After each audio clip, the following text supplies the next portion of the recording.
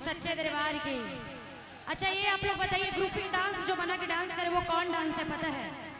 आप लोग अभी जो डांस कर रहे थे ग्रुपिंग बना के, वो कौन सा डांस है पता है? उनको झारखंडी में बोला जाता है नागपुरी डांस। हाँ अच्छा, इस वजन के बाद सुनाऊंगी। बोली सच्चे दरबार की। जरा दोनों हाथ उठा के देखिए, टेढ़े मेढ़े हाथ ना कछुए के होते हैं। किसके होते हैं? इंसान के सुंदर सुंदर लंबे लंबे हाथ होते हैं। तो जिनका इंसान का हाथ है वही उठाइएगा। और चाहूंगी जितने हमारे कैमरा वाले भैया आए, थोड़ा इन लोग का रिकॉर्डिंग ले ले। जरा दोनों हाथ उठाइए। मैं चाहूंगी कि 5 मिनट के लिए सारे कैमरा उधर घुमा लीजिए और दोनों हाथ उठा के एकदम पूरे पूरे लंबे लंबे इधर वाले जरा उठाओ। और कहना है कैसे कि अम्मा वाला का वाला पिया हो, महुआ रे लहा का वाला। अम्मा वाला का वाला पिया हो, महुआ रे लहा का वाला। काहे न लगा वाला पिया हो,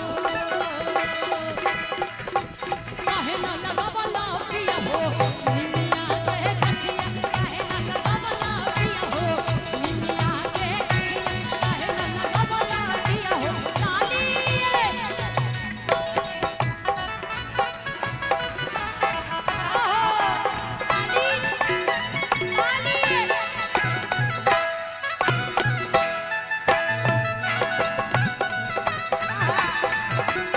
एक बार सारे एक बार खड़े हो जाइए। एक बार खड़े हो जाइए, खड़े हो जाइए। एक बार सारे खड़े हो जाइए। आहा, जरा दोनों हाथ उठाइए आप। ताली। बोलिए सच्चे दरबार की। जरा ताली उठाइए, जरा दोनों हाथ। देखिए, जो ना भाभी बजाए ताली उसकी खो जाए कान की बाली। जो ना भाभी बजाए ताली उसकी खो जाए कान की बाली। और जो ना भंजैया बजाए ताली उसको बीबी मिलेगी काली। जरा दोनों हाथ उठाइए और ताली के साथ कैसे? निमिये हाँ तेरा भाई के, निमिये ससुराला।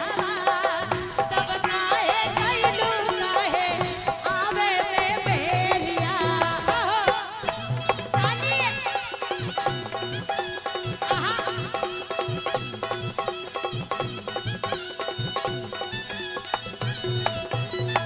निमिये हाँ तेरा भाई के, निमिये ससुराला। तब काहे कैलू काहे आवे में बेरिया। गुलाब लगा वाला पिया हो, गेंदा लगा वाला। गुलाब लगा वाला पिया हो, गेंदा लगा वाला।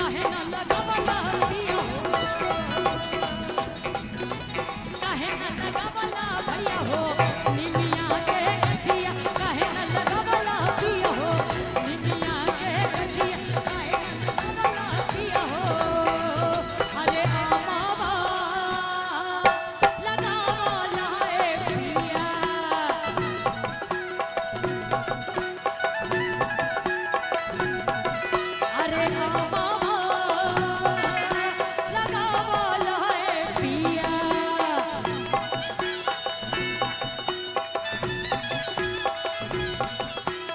अनर लगावला पिया हो महुआ रे लगावला अनर लगावला पिया हो महुआ रे लगावला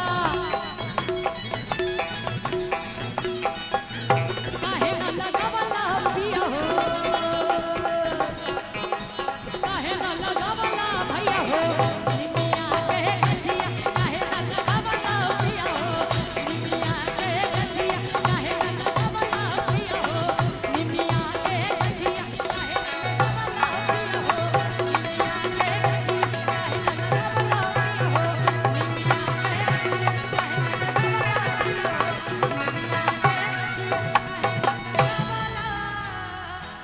अरे भैया हो बोलिए सच्चे